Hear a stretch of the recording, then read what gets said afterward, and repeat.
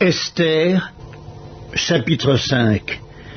Le troisième jour, Esther mit ses vêtements royaux et se présenta dans la cour intérieure de la maison du roi, devant la maison du roi. Le roi était assis sur son trône royal dans la maison royale, en face de l'entrée de la maison. Lorsque le roi vit la reine Esther debout dans la cour, elle trouva grâce à ses yeux. Et le roi tendit à Esther le sceptre d'or qu'il tenait à la main.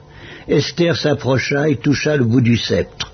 Le roi lui dit: « Qu'as-tu, reine Esther, et que demandes-tu?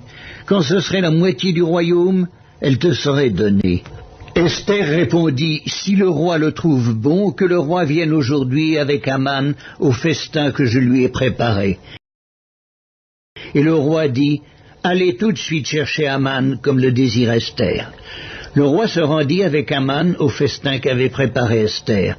Et pendant qu'on buvait le vin, le roi dit à Esther: « Quelle est ta demande? Elle te sera accordée. Que désires-tu?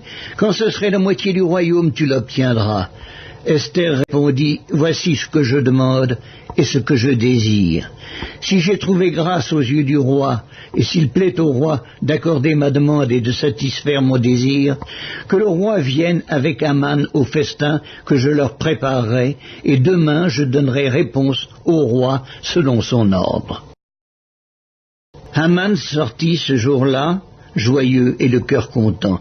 Mais lorsqu'il vit à la porte du roi Mardochée, qui ne se levait ni ne se remuait devant lui, il fut rempli de colère contre Mardochée.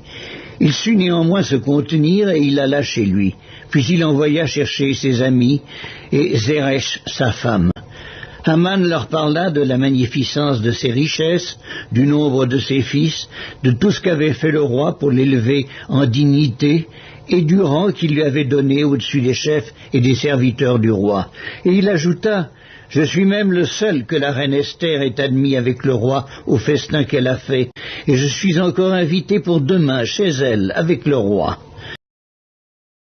Mais tout cela n'est d'aucun prix pour moi aussi longtemps que je verrai Mardochée le Juif assis à la porte du roi. » Zeresh, sa femme, et tous ses amis lui dirent: « Qu'on prépare un bois haut de 50 coudées, et demain matin, demande au roi qu'on y pende Mardochée, puis tu iras joyeux au festin avec le roi. » Cet avis plut à Haman, et il fit préparer le bois.